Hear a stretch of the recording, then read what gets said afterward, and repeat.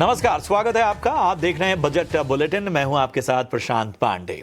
एक ऐसा सेगमेंट जहां पर इस बुलेटिन में हम आपको बजट से जुड़ी तमाम अहम खबरें बताएंगे और इसके साथ ही दिलचस्प बातचीत, मार्केट की बिग वॉइसेस भी बताएंगे।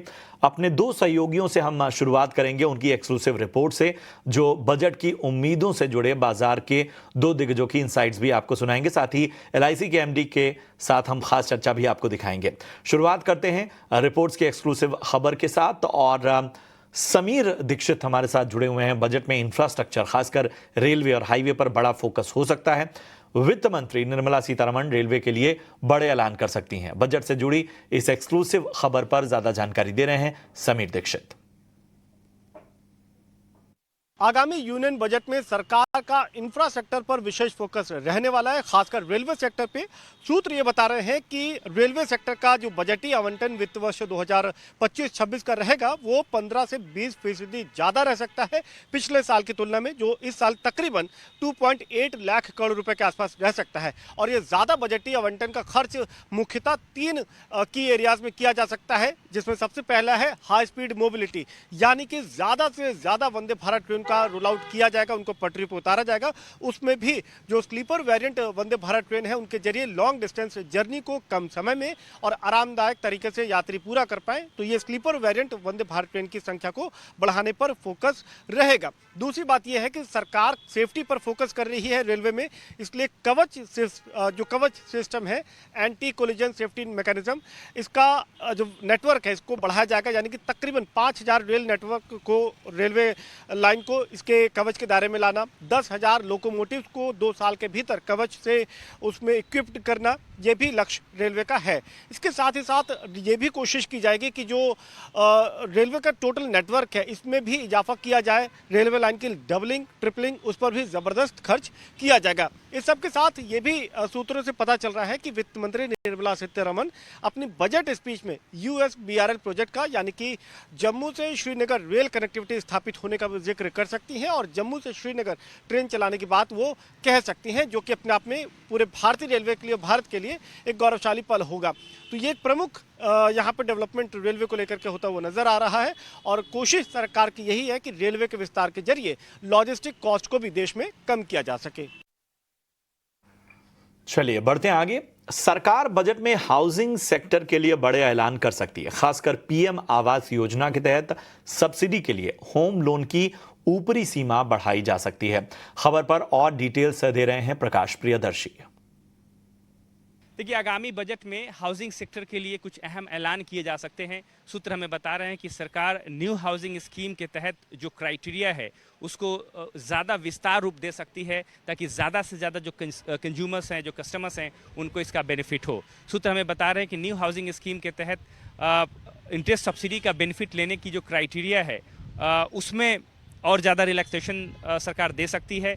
खासकर होम लोन की जो क्राइटेरिया है, जो कि 25 लाख है, जिसका अपर लिमिट है, उसको बढ़ाया जा सकता है, ताकि ज़्यादा से ज़्यादा जो कस्टमर्स है अफोर्डेबल सेगमेंट में उनको इसका फ़ायदा हो। जैसा कि आपको पता है कि सरकार ने न्यू हाउसिंग स्कीम का ऐलान किया था पिछले बजट में, खासकर जो अर्बन पुअर हैं उनको ध्यान में रखते हुए, मिडिल क्लास को ध्यान में रखते हुए अब इसको और ज़्यादा विस्तार रूप दिया जा सकता है, ताकि अफोर्डेबल सेगमेंट में ज़्यादा से ज़्यादा जो कस्टमर्स हैं वो नए घर खरीद पाएँ।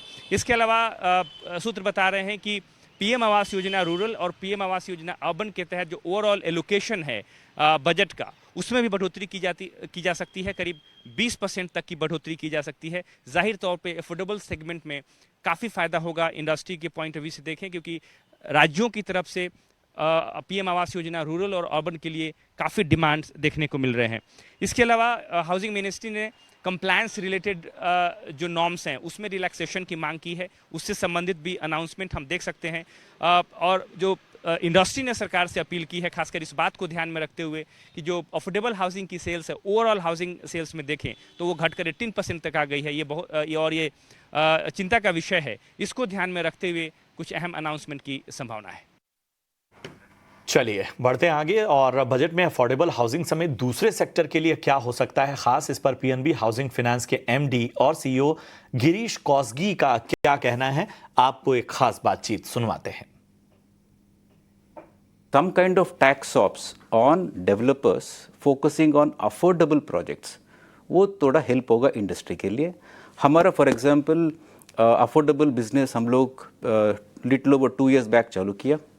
पहला मंथ 2023 जैन में 5 करोड़ किया एंड मार्च 24 तक हमारा बुक था 1790. ये साल में फर्स्ट 3 quarters के अंदर 9 months के अंदर हमारा अफोर्डेबल बुक डबल हो गया. अभी हमारा अफोर्डेबल बुक है 3,838 crores. हमारा total retail book 70,750 crores approximately. So all these SOPs would further propel demand. Industry को बहुत ही अच्छा होगा. चलिए, और बजट को लेकर इंश्योरेंस सेक्टर की क्या उम्मीदें हैं, हमारे सहयोगी अनुराग शाह ने LIC के MD आर दुराई स्वामी से इस बारे में खास बातचीत की. सर, हमारे जो करोड़ों हिंदी के दर्शक हैं उनसे आपसे समझना चाहूँगा, क्योंकि अगला जो ट्रिगर है इकोनॉमी के लिए, इंडस्ट्री के लिए, वो बजट है. तो इंश्योरेंस इंडस्ट्री की, लाइफ इंश्योरेंस कंपनियों की बजट से क्या उम्मीदें हैं? ऐसा क्या ऐलान जो है आप उम्मीद कर रहे हैं कि अगर किए जाते हैं तो ओवरऑल इंश्योरेंस का पेनिट्रेशन बढ़ेगा? इंश्योरेंस बजट में अगर कोई भी ऐसा अनाउंसमेंट होता है जिससे लोगों का इंटरेस्ट इंश्योरेंस की तरफ बढ़ सकता है, ज़रूर काम आएगा इंश्योरेंस की पेनिट्रेशन को बढ़ाने में. और अभी लोगों का दो तीन चीज़ें, एक तो अफोर्डेबिलिटी की बात हो रही है, तो अगर इंश्योरेंस थोड़ा अफोर्डेबल भी हो सकता है तो अगर इसमें इसकी ओर से कोई भी कदम बजट पे हो सकता है, शायद टैक्सेशन के बारे में या GST के बारे में कुछ भी अगर अनाउंस हो सकता है सर, ये अवेयरनेस बढ़ाने में ज़रूर काम आएगा. सर, एक चीज़ और आपसे समझना चाहूँगा, जिस तरह से रेगुलेटर का और सरकार का मकसद है इंश्योरेंस फॉर ऑल का, तो उसको हासिल करने के लिए क्या इंश्योरेंस इंडस्ट्री सही तरह से आगे बढ़ रही है? जिस तरह के प्रोडक्ट्स की रिक्वायरमेंट है हिंटरलैंड तक पहुँचने में, ग्रामीण अंचल में पहुँचने में, उसको लेकर इंश्योरेंस कंपनियों के द्वारा उसकी तैयारी की गई है और उसी दिशा में आगे बढ़ रहे हैं? तो हम तो ये बोल सकते हैं कि LIC भारत के पूरे कोने कोने में फैला हुआ है और हमारा एजेंट्स भाइयों बहनों हैं जो पूरे भारत में इंश्योरेंस को स्प्रेड करने में बहुत कोशिश कर रहे हैं. और इसके साथ साथ ये जो नया प्रोडक्ट रेगुलेशन और नया जो चेंजेस आ रहे हैं, इंश्योरेंस के ऊपर जो ट्रस्ट है, ये इंश्योरेंस ट्रस्ट की बात होती है, तो वो ट्रस्ट बढ़ाने में कितने जो भी रेगुलेटरी चेंजेस लाया जा रहा है वो सब इसमें ज़रूर मदद करेगा. सर, और आखिर में सर, किस तरह से हम जब बात करते हैं इंश्योरेंस के पेनिट्रेशन की, तो जागरूकता, अवेयरनेस बढ़ाने की ज़रूरत है और उसमें इंडस्ट्री आगे बढ़ रही है. हाँ, इंडस्ट्री काउंसिल के द्वारा कुछ अवेयरनेस कैंपेन की शुरुआत कर रही है. शायद ये आगे वाले महीनों में इसका बहुत बड़ा इफेक्ट रहेगा. और बजट में टैक्स और पॉलिसी में क्या बदलाव होंगे, टैक्स नियमों को आसान बनाने के लिए क्या कदम उठाए जाएंगे, इन तमाम मुद्दों पर हमारे खास segment budget CA round table special में हमारी सहयोगी कविता थपलियाल ने बॉम्बे चार्टर्ड अकाउंटेंट सोसाइटी के प्रेसिडेंट समेत कई सदस्यों से चर्चा की.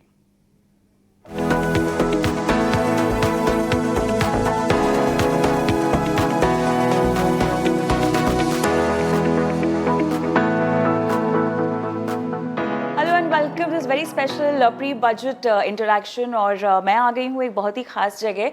I am at the Bombay chartered accountant society and I have with me all the दिग्गज, जितने भी बड़े हैं यहाँ पर, उनसे हम बातचीत करेंगे and we'll try and figure out as to what are their expectations from this budget, because we know it's a full budget. मतलब नई सरकार बनने के बाद हम देख रहे हैं कि एक पहला फुल बजट आने वाला है और बहुत सारी डिमांड है. तो let me introduce all my guest today. I have with me Anand Bhatia, President, Zubeen Bilimboria, Vice President, Kinjal Bhuta, Joint Secretary, Anil Sathe, Past President and Co-Chairman, Direct Tax Committee, and Divya Jokhakar, Managing Committee and Direct Tax Convener. Welcome all of you. This very special interaction today, and Anand, let me start with you because this is the proposal of that I have, which the society has sent across. What are the highlights? What are the demands? It's a full budget, and we are expecting a lot, not only from personal tax point of view, but also corporate tax and other back-end issues that have been raised by the society and a lot of other tax experts. So, what is your take? जहाँ तक मैं समझता हूँ ये एक full budget है मोदी सरकार 3.0 का. एंड अकाउंटिंग में बजट एक काफ़ी रूटीन प्रोसेस होता है जहाँ पे फंड कहाँ से आने हैं उसकी एक चर्चा होती है और फंड कहाँ पे डिप्लॉय करने उसकी एक चर्चा होती है। राइट। हमारा जो एक डायलॉग है काफी कुछ फंड कहाँ से आना चाहिए उस पे फोकस ज्यादा रहता है कि टैक्स कैसे कम करे, कहाँ से टैक्स ले, कहाँ से टैक्स ना ले। बट प्रिडोमिनेंट बजट का फोकस होना चाहिए कहाँ पे उसका डिप्लॉयमेंट होना है, क्या क्या पॉलिसी इंटरवेंशन होनी चाहिए ताकि जो अपने को आउटपुट चाहिए इन द इकोनॉमी वो आए। एंड उसमें आई थिंक एक बॉम्बे चार्टर्ड अकाउंटेंट सोसाइटी के पर्सपेक्टिव से हमेशा यह रहा है that India has a human capital which is something that is very strong, and उसको कैसे एम्पलीफाई किया जाए उसके लिए कोशिश करनी चाहिए, उसके लिए इंटरवेंशन करनी चाहिए। People are there in the old tax regime also now, and they have shifted. A lot of them have shifted to new tax regime also. Chances of fading out old tax regime in this budget? What do you think? Maybe not in this budget. And expectations from the budget, इस पे सब लोग उम्मीद और आस लगाए बैठे रहते हैं. And apart from a game of cricket, this is the second most, I would say, most popular event. और हमारी team because of bad luck उन्होंने अपने देश के उम्मीदों पे पूरा पानी ही फेर दिया है, तो आप लोग उम्मीद रखे हैं फिनेंस बिल या बजट से. And I believe that yes, going forward the old regime will be phased out. That will make law far more simpler.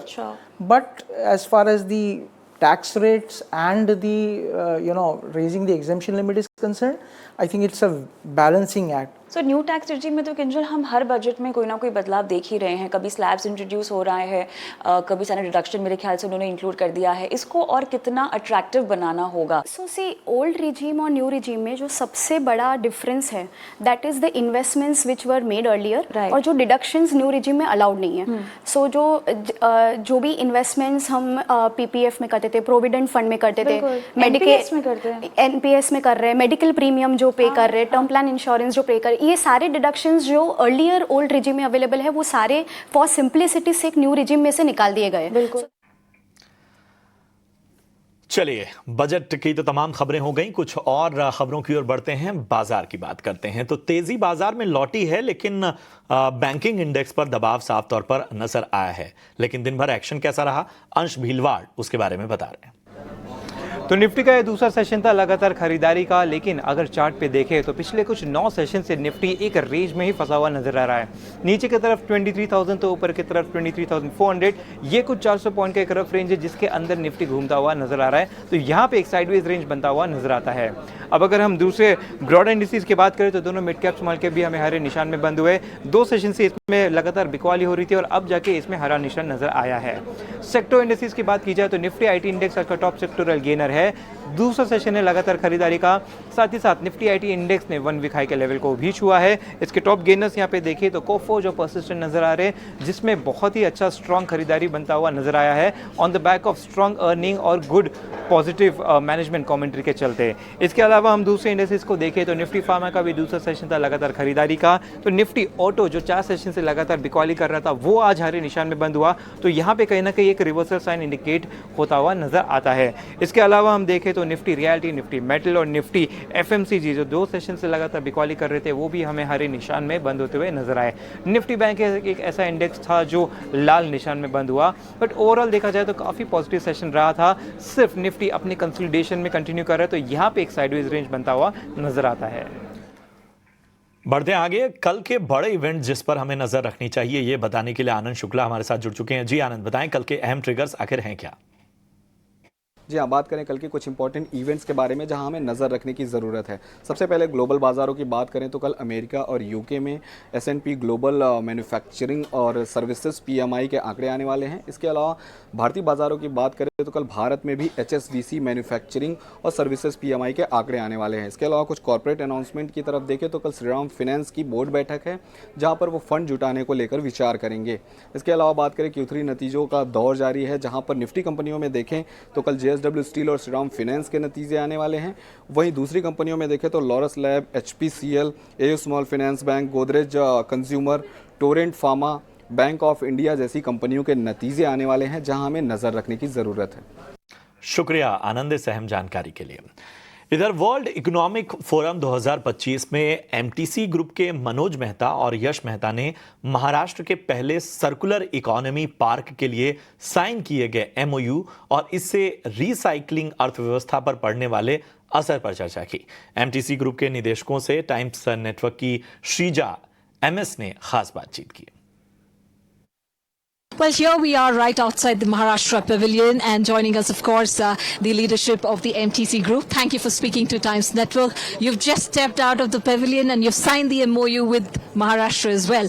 Now, what does that mean? What is the next step from here on? So this is first of its kind in country, and this has been a dream project for Narendra Modi with Niti Aayog driving this, and this has to be implemented India-wide, and this will be first of its kind, one of the biggest in India in terms of the circular economy park, which we have just signed today with government of Maharashtra, and they have promised us for the allotment, and with public and private partnership we are going to take this ahead.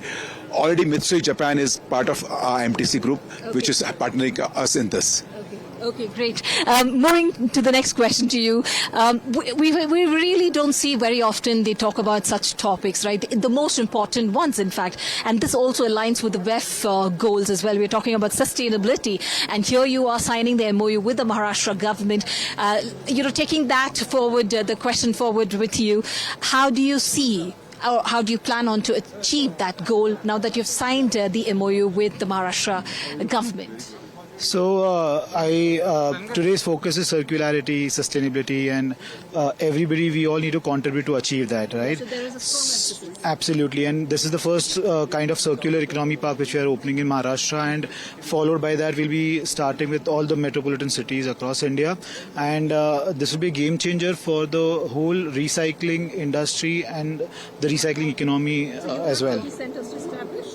So we already have 30 centers, but this will be a separate park which will be in partnership with the government of each state in that way, and each state will give a push to that particular state to bring that waste to our facility and to recycle in the right manner. Okay, so any plans in terms of partnering with more governments? Of course, now we already met with the Tamil Nadu government here, we met with the Andhra Pradesh government here, and we have also met with the Uttar Pradesh, and they were really keen to understand the circular economy park, and then I think in next 2 to 3 years we are going to having 6 total circular economy park in India. Okay, do we know the worth of the MOUs? So worth is it is around 1,000 crores. Right. All right. Thank you for speaking to Times Television Network. Thank you. Thank you.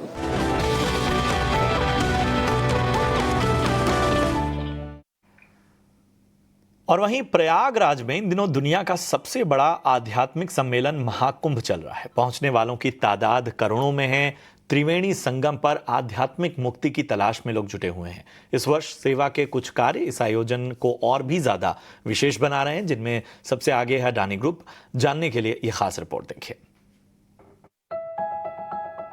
Mahakumbh केवल एक धार्मिक आयोजन नहीं है, यह भक्ति, समुदाय और संस्कृति का उत्सव है। लाखों लोग पवित्र नदी के किनारों पर एक साथ आ रहे हैं, आध्यात्मिक शुद्धि और मोक्ष की तलाश में।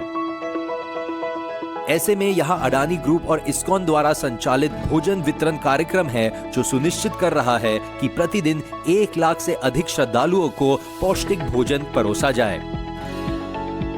यह विशाल पहल इस्कॉन के प्रसिद्ध फूड फॉर लाइफ कार्यक्रम का हिस्सा है, जिसे अडानी समूह द्वारा समर्थित किया गया है। When people come from all walks of life to Kumbh, it is like a national integration according to me, and it also joins east, west, north, south. बड़े लोग, हमारे जैसे बच्चे लोग सब आते हैं इधर.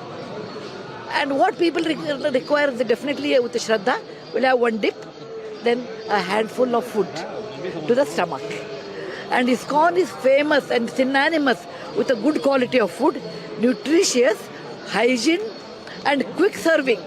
And I also want to thank Mr. Adani Group. They have sponsored this great event. Okay, so it's a great thing that somebody sponsored. Million people are eating and they are executing.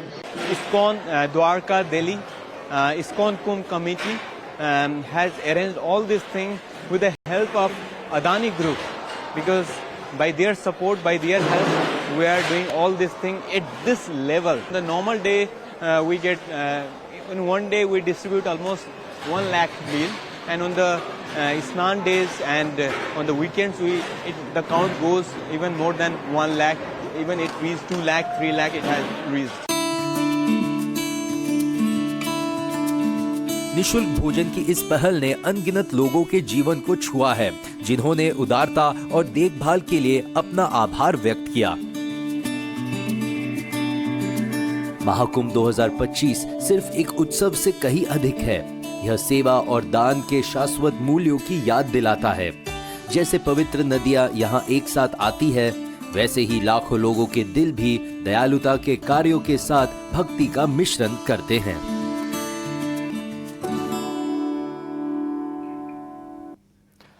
और चलिए इसी के साथ इस bulletin में इतना ही, दीजिए इजाजत। आप देखते रहिए ET नाउ स्वदेश। नमस्कार।